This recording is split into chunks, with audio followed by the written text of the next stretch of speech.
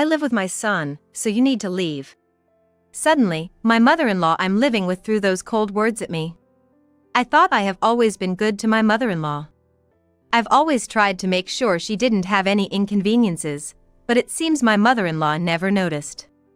There have been times when my mother-in-law treated me poorly, and I have grown resentful of her. Finally, I was like, I'll gladly leave. I haven't intended to say that, but I thought that was probably how I truly felt. My husband is away on a business trip. The only one who'd be in trouble if I left would be my mother-in-law. The luxurious life she's been enjoying in the city is because of me. Had my mother-in-law forgotten that? With these thoughts, I've decided to leave the house. My name is Catherine. I'll be turning 38 this year.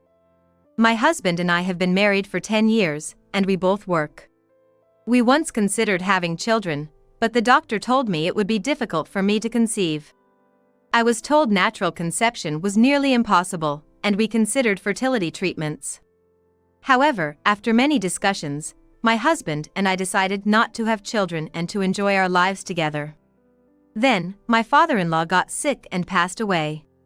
My mother-in-law had bad knees and living alone in the family home was tough. We thought about hiring a caregiver, but for safety reasons, it seemed best if she lived with us. We were planning to build a house at that time, so we designed it with a room for my mother-in-law in mind. For her convenience, given my mother-in-law's bad knees, we installed a small bathroom, kitchen, and toilet on the first floor. On the second floor, we have our own bathroom and kitchen, thinking my mother-in-law would be comfortable. Though it went over our budget, we felt it was the best decision considering my mother-in-law comfort. It showed our consideration and kindness. But it seemed my mother-in-law didn't see it that way. I could tell from my mother-in-law's behavior since she started living with us. I never had a bad impression of her before, but recently she's become more aggressive toward me. Moreover, my mother-in-law always becomes more aggressive when my husband's not at home. My husband is in sales, and recently he's been traveling abroad more often. While he used to have day trips frequently, it's different with overseas trips. He often stays away for about a week per trip. That very day, my husband mentioned he'd be on an international business trip for about a week. After sending my husband off early in the morning, I began getting ready for work. Suddenly, I heard my mother-in-law's loud voice from downstairs. "Hey! Come down here right now." Wondering what the fuss was about, I quickly headed to the first floor, but everything looked normal. My mother-in-law was just sitting in the living room, watching TV. I had assumed there was some sort of emergency. Then she was like, "Why are you just standing there? Hurry up and make my breakfast." I had never prepared breakfast for my mother-in-law before, as my husband and I both have full-time jobs and she always made her own. I wondered what had changed. Maybe she wasn't feeling well? I suggested she might need to see a doctor, but she was like, "I'm perfectly fine. Can't you see? Shouldn't my son's wife take care of me?" I've heard other households serve a 3-course breakfast every morning. Turns out, the family she was referring to lives together just like us, but the wife is a homemaker. So, she prepares meals 3 times a day. I tried to explain that my husband and I both work, so it's impossible for me to cook in the mornings or midday, but my mother-in-law just turned the TV volume up in frustration. I figured she didn't want to hear what I had to say, so I decided not to say anything more. That day, after finishing work and returning home, I found my mother-in-law waiting for dinner. I made lasagna that my mother-in-law loves, but she was like, "What's this? It's way too salty," and threw all the food I prepared into the trash. After that incident, my mother-in-law became very domineering, constantly picking on me and nitpicking everything I did. When things got unbearable, I confided in a friend who suggested it might be bullying by mother-in-law. Upon researching online, I found numerous similar stories from other my mother-in-laws. As my mother-in-law's behavior continued to worsen, I decided to have a heart-to-heart conversation with her. I took a day off from work and approached her during the day. I was like, "Hey, why have you suddenly started acting so hostile? We've always lived in harmony. If I've done something wrong, let me know." But if you don't talk to me, I won't know how to make things right." However, she didn't seem interested in listening. When I patiently faced my mother-in-law, she eventually started to speak. Apparently, she had become envious after hearing about a family she'd talked about some time ago. In that family, there are 2 kids, a daughter and a son, and the couple lives with the husband's parents. Their home is more spacious than ours, and she's envious because they have coffee with many guests. She mentioned that she wished to spend her retirement in such a manner. Our home isn't necessarily small. In our neighborhood, it's actually considered quite large. We have a backyard big enough for barbecue parties, and I told her we could host home parties without any issues. But she felt inferior and believed she couldn't compete, hence not inviting anyone over. Our conversation didn't conclude with any resolution. However, a few days later, an incident occurred. As I was leaving for work, a lady from across the street was staring at me. Moreover, I noticed people whispering and glancing my way elsewhere. Wondering if there was something odd about my attire or makeup, I checked but found nothing amiss. I discovered the reason for the whispers that evening.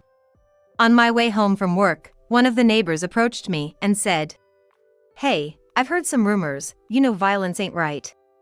Violence? I was taken aback. Digging deeper, the rumor was that I had become violent with my mother-in-law. It was said that the confrontation took place on the day we had that discussion and that I even told her to leave if she continued with her lavish lifestyle. I have no memory of doing such a thing and had no intentions of ever doing so. After explaining, the lady thought for a moment and was like, "If that's true, it's really not good." The whole neighborhood's buzzing with this story. I've heard that she's been approaching others, wanting to discuss it and sharing stories of your alleged violence. For a while, I was labeled in the neighborhood as the violent wife. I managed to bear it until about 5 days after my husband left on a business trip. Finally reaching my breaking point. I felt I needed to talk to my husband first, but I couldn't muster the courage to bother him with this during his busy trip. So, I decided to first communicate my feelings to my mother-in-law. "I've noticed you seem to have taken a disliking to me this past week. You're my husband's mother, and I wanted us to live comfortably together. No matter how hard I try, it seems I can't change how you feel. Perhaps it would be best if we consider living separately." My mother-in-law looked taken aback by my suggestion for a moment, but then she was like, "I agree. I never really liked you from the start. Living in this fancy house on my son's dime and acting as if you've done it all. A woman who doesn't even have kids and only works has little value in my eyes," and scoffed. At that point, I wondered what my mother-in-law was misunderstanding. Because, you see, I bought this house. From the down payment of the mortgage, everything's been on me. I had explained it when we built the house, but I wonder if my mother-in-law has forgotten. Moreover, I'm the one covering the living expenses. My mother-in-law gets an allowance from my husband and spends it carelessly, but that's also coming out of my salary. Even though my husband is working hard, he's not making as much as expected, and his income is lower compared to mine. So, the agreement was that we'd cover our living expenses from my income and save whatever my husband made, since we don't have kids and for our future. Before we moved in together, my husband had explained this to her, and he had warned her not to be wasteful. Ever since my husband left on his business trip, my mother-in-law has been watching TV infomercial every day and making phone calls. She probably ordered something. As I was thinking about all this, she started saying things like, she was like, "I'm gonna live here with my son. You should leave. I'll discuss the rest with my son. If my son wants, you might even consider a divorce. So, be prepared for that." At this point, I realized it's useless to argue. Once I gave up, I was like, "I'll gladly leave," quickly packed my largest suitcase, and decided to leave the house with all I could carry. Before leaving, I glanced at my mother-in-law, and she was smirking at me. She laughed aloud and was like, "Oh, leaving so soon? That's not too bad of you, but maybe you could be a bit more charming?" Honestly, I don't remember doing anything to upset my mother-in-law this much. Whenever my mother-in-law asked for a ride, I would provide one. I tried my best to spend time with her, so she wouldn't feel lonely. We haven't given her the joy of grandkids, and I work. However, that's the life choice we made as a couple, and my mother-in-law has no right to dictate that. As anger surged within me, I thought my mother-in-law'd be the one regretting this in the end. With that thought, I left the house with my heavy luggage. When told to leave, I wondered where I'd go. My childhood home is a plane ride away, and I couldn't abandon my job. Also, I didn't want to worry my parents. The first place that came to mind was my office. I run my own business, a small cafe. I employ 2 students as part-time, but primarily I manage it on my own. The cafe is in a 1-story house, with the extra space used as an office and storage. Though it's a small house, there's enough space for someone to live.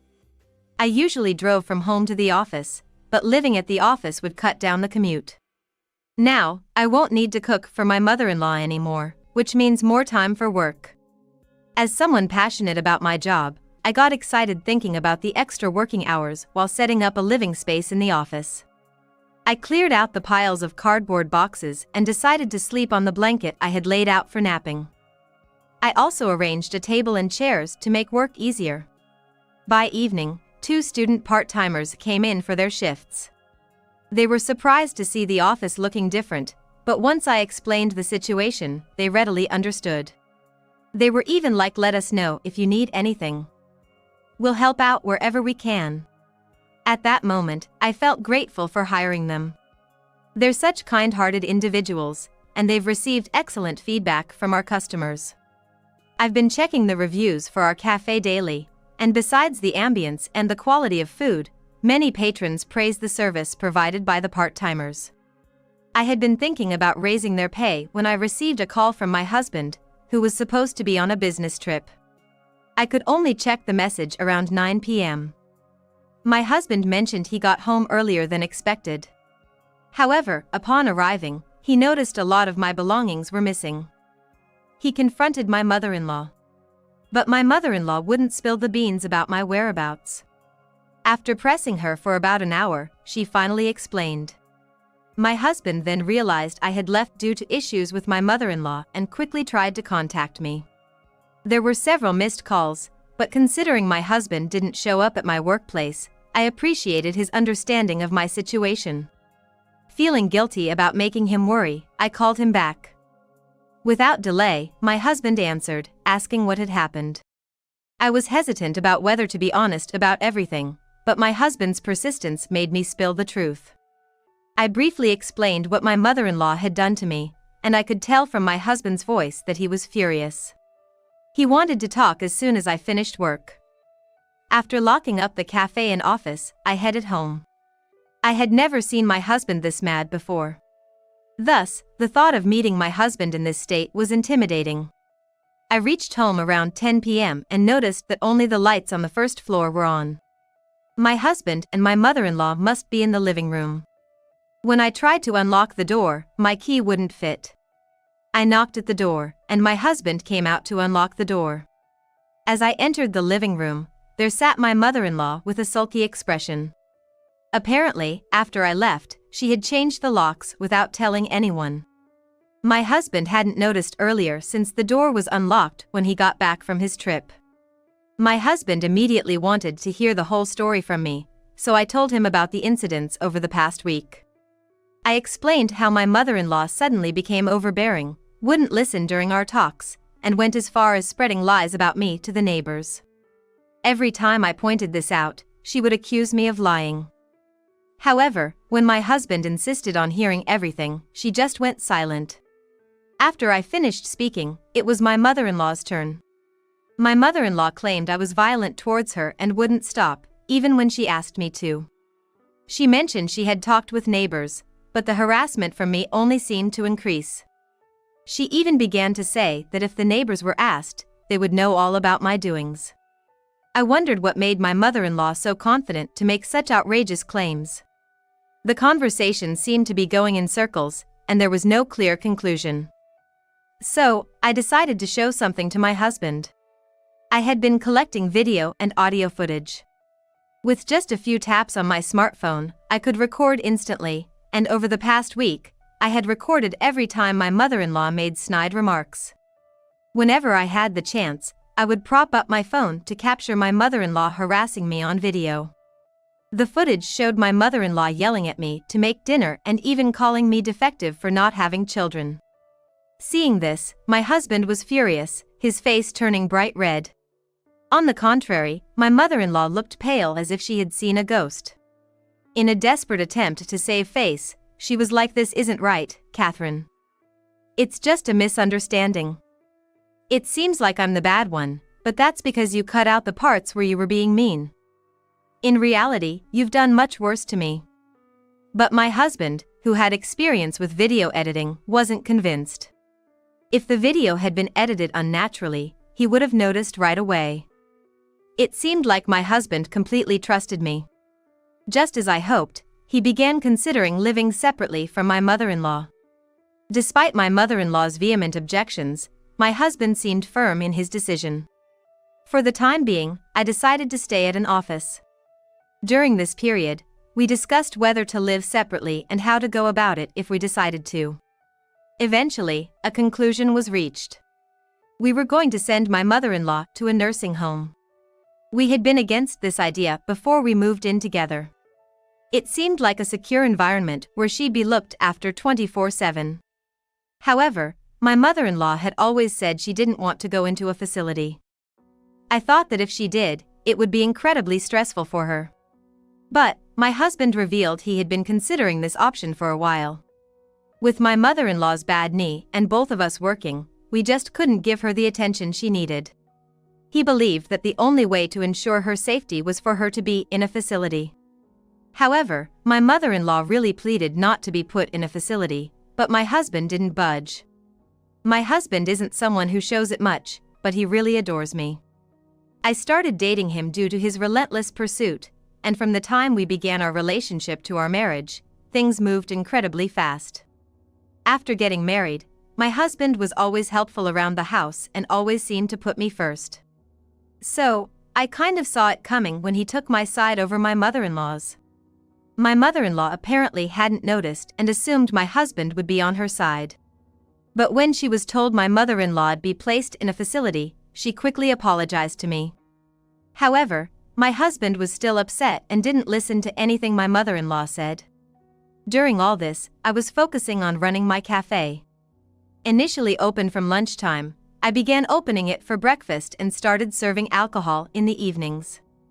To my surprise, the number of customers nearly doubled. I was so shocked by the huge response that I inadvertently shared the news with my mother-in-law. I was like, "Thanks to you kicking me out, the cafe is doing better than ever. Thanks for giving me this opportunity," but it seemed to come off as sarcasm to my mother-in-law. I'll never forget the look on my mother-in-law's face when I told her about the cafe's success. Her lips were tight and her eyes weren't smiling. In the end, we had my mother-in-law stay at the closest senior facility. Although the cost was higher compared to other places, it was known for its excellent services. Despite the past tensions, I never wished any ill on my mother-in-law. I'm actually thankful for her raising my husband to be the man he is. So when it came to choosing a facility for her, I wanted to find the best possible place. Being somewhat forced into the facility, I heard my mother-in-law was causing a lot of trouble there. Whenever I visited, I was told she had issues with other residents. The reasons for these disputes were minor things, like making eye contact or speaking too loudly. She often clashed with other residents, but fortunately, it never reached a point where they'd kick her out. They ended up isolating her from the others. The staff kept me updated about my mother-in-law's situation.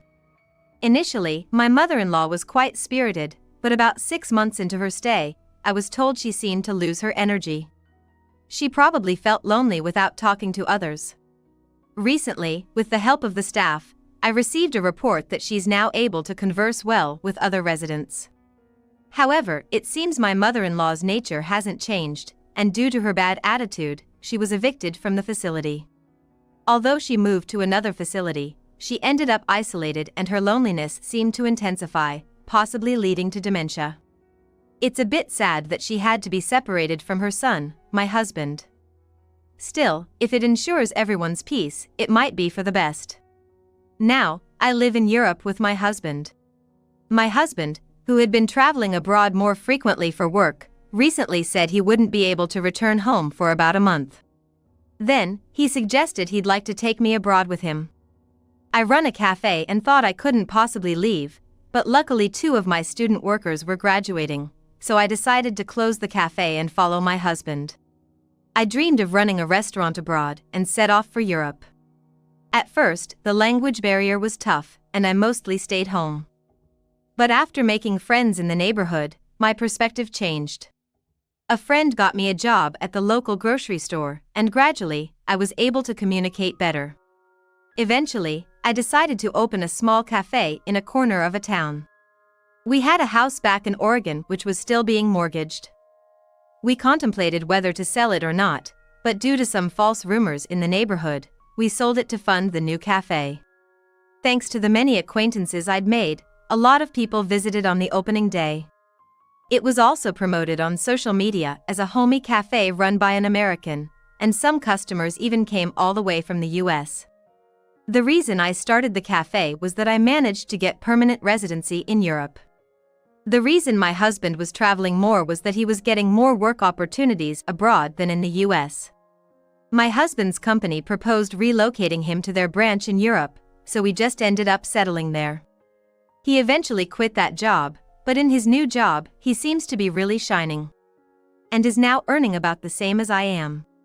When we were like, we've settled down here in Europe, and with both of us, it's hard to figure out where to use our money. To our surprise, we found out we were expecting.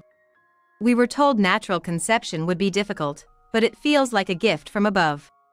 Raising a child will be challenging, but I believe my husband and I will manage. We can't wait to meet our baby, even though the due date is a way off. The town I live in is filled with friendly folks, and when I shared the news of my pregnancy, everyone was genuinely thrilled for me. I believe that in this environment, our child will surely have a happy life.